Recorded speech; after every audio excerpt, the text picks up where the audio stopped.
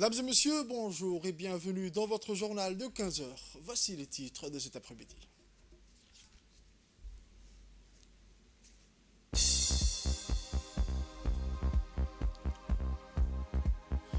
Mise en place du nouvel système d'approvisionnement des produits de santé de la CAM. Dans l'actualité internationale, le sommet de l'ONU, Pacte pour l'avenir, l'ONU s'engage face aux défis du 21e siècle. Les détails dans ce journal.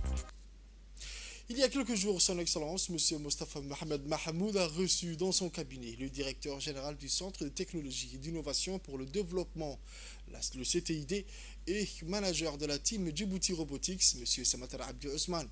Il conduisait une délégation de jeunes Djiboutiens et Djiboutiennes composée de 4 élèves participants âgés de 14 à 18 ans et de leur coach au concours mondial du First Global Challenge qui se déroulera cette année du 24 au 30 septembre 2024 à Athènes.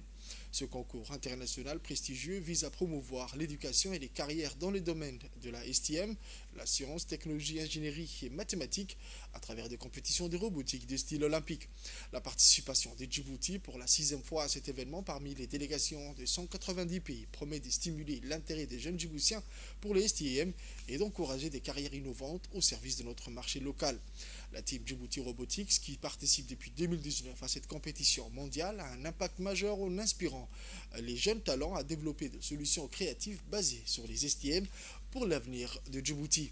Le ministre n'a pas manqué de féliciter chaleureusement l'équipe de la CTID et son manager pour leur engagement à promouvoir les STM à Djibouti depuis leur création en 2017. Il a également exprimé son souhait d'explorer une collaboration future entre le ministère de l'Éducation et l'équipe de la CTID pour renforcer les initiatives en robotique dans les établissements scolaires. Enfin, il leur a prodigué de précieux conseils et a souhaité bonne chance à l'équipe pour ce concours international de grande envergure.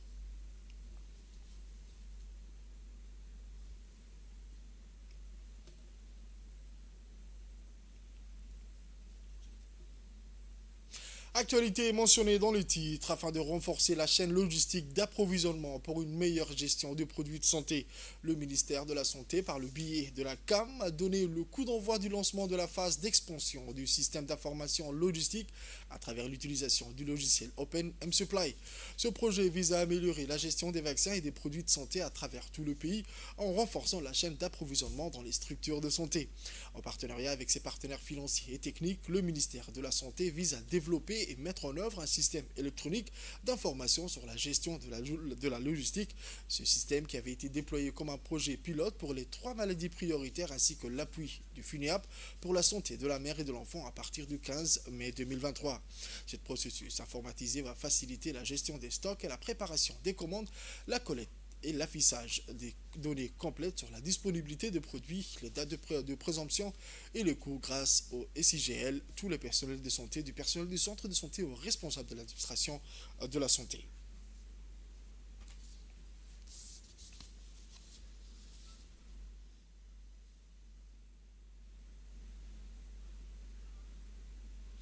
Le lancement de ce projet de grande envergure a vu la participation du secrétaire général du ministère de la Santé, M. Mohamed Ali Mohamed, le représentant du FUNIAP, Mme Aïcha Ibrahim Jama, du directeur général de la CAM, le Dr Hassan Abdurrahman Elmi, et de la directrice générale de l'offre de soins, Mme Sahara Moussa Bouh. Pour rappel, après une phase pilote réussie, financée par le FM, le PNUD et le FUNIAP, cette expansion prise en charge par les fonds Gavi et la Banque mondiale couvrira toutes les unités de vaccination, hôpitaux et postes de santé du pays. Le nombre de structures utilisant le logiciel passera de 18 à 41 et les articles gérés à travers la plateforme passera de 200 à 3000. Donc ce n'est pas seulement la CAM, donc c'est à travers la contribution de toutes les directions que ce projet sera une réussite. Donc je remercie la DCME, je remercie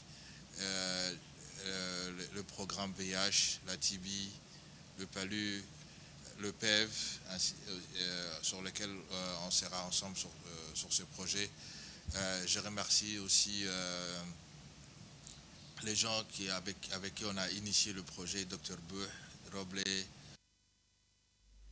La représentante résidente du FINIAP, Mme Aïcha Ibrahim, a déclaré que le FINIAP prendra en charge un module supplémentaire sur la partie prise en charge et le suivi des dossiers des patients.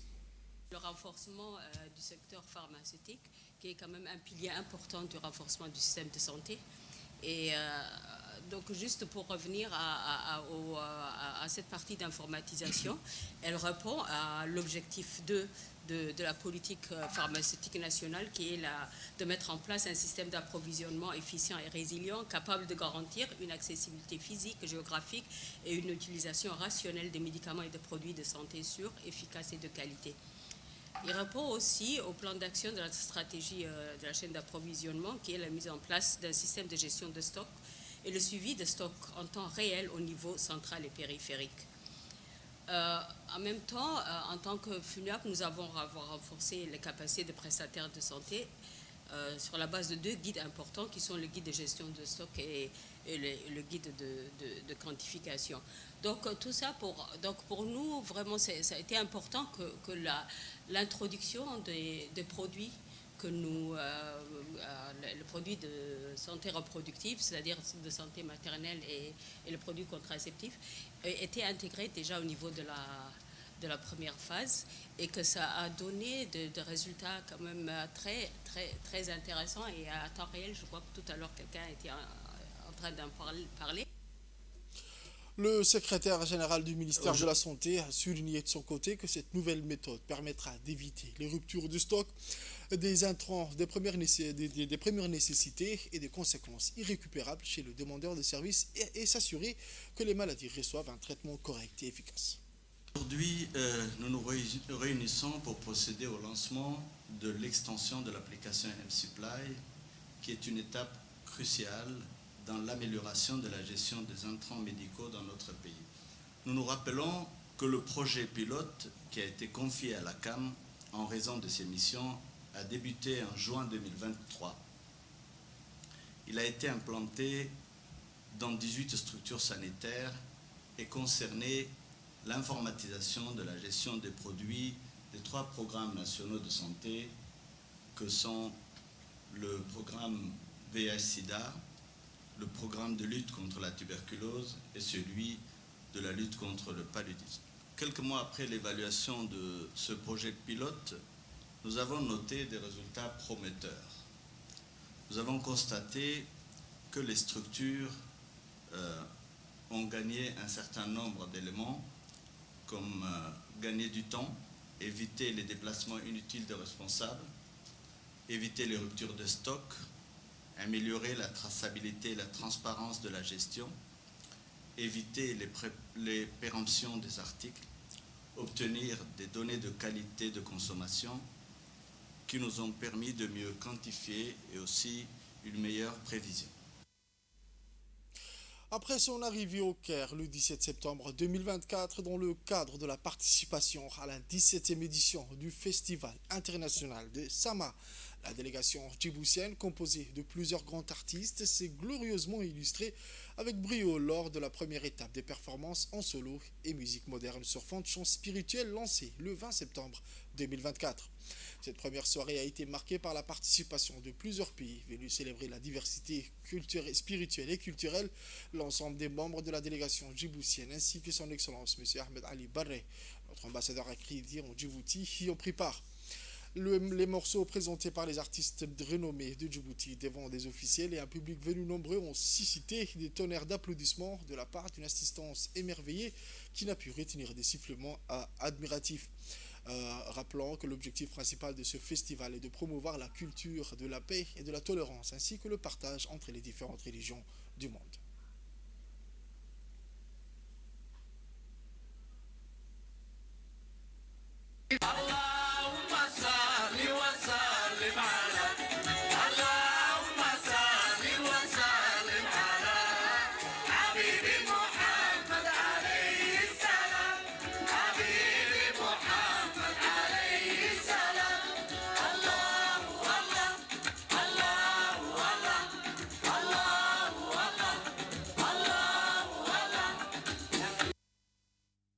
Poursuite de la campagne de communication pour le changement social et comportemental en faveur de la petite enfance et de l'éducation préscolaire.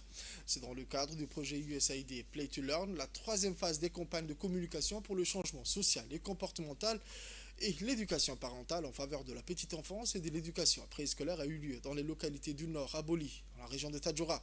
Afin de toucher un public plus large et de promouvoir des pratiques éducatives positives, une rencontre avec la communauté qui a été menée par l'UNFD en collaboration avec le MENFOP et le MFF.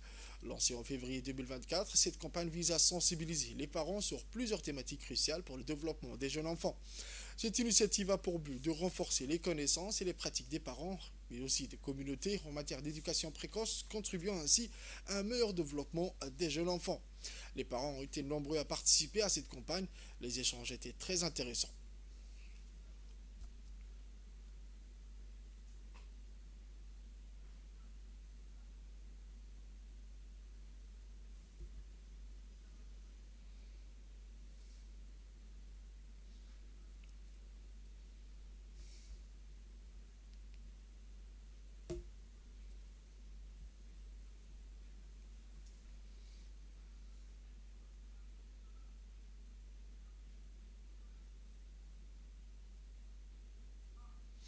Ensuite, nous allons écouter Madame Fozia, la directrice qui représente le MFF. L'objectif de notre présence aujourd'hui, dans un premier temps, c'est de superviser. Ces activités qui sont financées dans les cadres du projet de l'USAID Play to Learn. Mais aussi, notre rôle sera de compléter les informations ou les sensibilisations que l'INFD va dispenser. Parce qu'en tant que ministère de la Femme et de la Famille, on a le mandat et la mission du développement de l'enfant. Normalement, on avait mis en place en 2008 des garderies et crèches communautaires au niveau du territoire. Ces garderies et crèches communautaires, c'était d'influencer les parents pour que les enfants puissent bénéficier de ces structures communautaires. Donc, depuis un certain temps, l'éducation a pris les 5 ans. Parce que les tranches d'âge, c'était le 3-5 ans pour le ministère de la Femme et de la Famille. Mais depuis 2016, si je ne me trompe pas, l'éducation a mis en place des préscolaires. Et nous, on se limite sur le 3-4 ans. Donc, le 3-4 ans, normalement, on fait des sensibilisations au temps réel dans le cadre des plans de travail qu'on signe avec l'UNICEF pour influencer et réveiller les parents pour qu'ils puissent inscrire ces enfants-là. C'est des structures communautaires qui sont destinées pour les familles les plus vulnérables. Parce que les familles aisées, ils se permettent d'inscrire leurs enfants dans les privés. Mais les vulnérables, eux, ils n'ont pas cette opportunité de mettre son enfant au niveau du privé. Donc, pourquoi on a mis en place ces structures communautaires? C'est pour faire bénéficier les enfants qui sont issus des familles vulnérables. Fait divers de ce journal, c'est dans la poursuite de leurs opérations antidélinquance que les gendarmes de la brigade d'Amerjog ont mis hors d'état de nuire une bande de jeunes spécialisés dans le vol des batteries pour poteaux d'éclairage public alimentés par l'énergie solaire. En effet, depuis le début du mois de septembre 2024, il a été constaté plusieurs faits de vol de ces batteries sur toute l'étendue de la RN2. Les investigations menées par les gendarmes orientent vers la piste de 2 individus connus des services de la gendarmerie pour des faits similaires. C'est finalement au cours d'une opération d'observation menée tard dans la nuit qui a permis l'interpellation des auteurs présumés en flagrant délit. Les perquisitions qui ont suivi permettent la saisie de 6 batteries volées qui étaient sur le point d'être écoulées sur le marché local. Les 2 auteurs présumés ont été déférés devant la justice puis écroués à la prison civile de Gabot.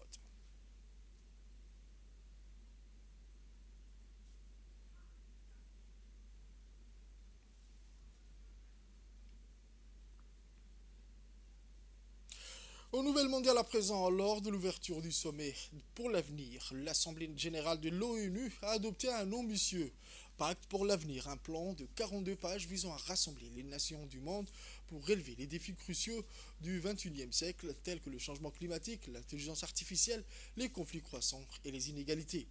Le secrétaire général des Nations Unies, Antonio Guterres, a lancé un appel urgent à l'action, affirmant que ce pacte doit revitaliser le multilatéralisme mis en rude épreuve ces dernières années Nous avons ouvert la porte, a déclaré Guterres. Ce pacte comprend 56 mesures couvrant des domaines clés tels que la lutte contre la pauvreté, l'égalité des sexes, la paix et la réforme du Conseil de sécurité pour mieux représenter les réalités géopolitiques actuelles, notamment en corrigeant les injustices historiques envers l'Afrique. Il marque également un soutien multilatéral inédit depuis plus de 10 ans en faveur du désarmement nucléaire et réagit à l'usage des armes autonomes létales, un aspect novateur du pacte qui est le premier accord universel sur la gouvernance internationale de l'intelligence artificielle prévoyant la création d'un panel scientifique indépendant au sein de l'ONU pour évaluer ces risques et opportunités. L'agence de presse palestinienne Wafa a rapporté que les autorités israéliennes ont ordonné au personnel de quitter les lieux avant de fermer le bureau. Cette déclaration intervient dans un contexte de tensions croissantes dans la région avec une surveillance accrue des médias couvrant la guerre en cours d'Israël contre Gaza. Malgré l'interdiction, le personnel du bureau d'Al Jazeera a continué à travailler depuis Ramallah, ce qui a incité le bureau de presse israélien affilié au bureau du Premier ministre à révoquer l'accréditation de ses reporters le 12 septembre. Israël a poursuivi son assaut meurtrier sur Gaza après une attaque transfrontalière menée par le groupe palestinien Hamas le 7 octobre 2023, malgré une résolution du Conseil de sécurité de l'ONU appelant à un cessez-le-feu immédiat. Les tensions se sont intensifiées entre le Hezbollah et Israël à la suite d'une attaque aérienne meurtrière contre la banlieue sud de Beyrouth qui a fait au moins 45 morts, dont des femmes et des enfants, ainsi que des dizaines de blessés. Le Hezbollah a confirmé qu'au moins 16 de ses membres, dont le leader Ibrahim Akil et le commandant Ahmed Wahbi, ont été tués lors de la frappe israélienne. Cette attaque survient 2 jours après au moins 37 personnes ont été tuées et plus de 3000 autres blessés dans 2 vagues d'explosions d'appareils de communication sans fil à travers le Liban. Le gouvernement libanais et le Hezbollah imputent la responsabilité de ces explosions à Israël, mais Tel Aviv n'a pas démenti ou confirmé son implication. Le Hezbollah et Israël se livrent à une guerre transfrontalière depuis le début de la campagne israélienne contre la bande de Gaza. Le 7 octobre de l'année dernière, une campagne qui a fait plus de 41 400 morts palestiniens, principalement des femmes et des enfants. C'est tout pour ce journal de 15h, mesdames et messieurs. Merci à vous de l'avoir suivi et restez avec nous pour la suite du programme sur Télé Djibouti.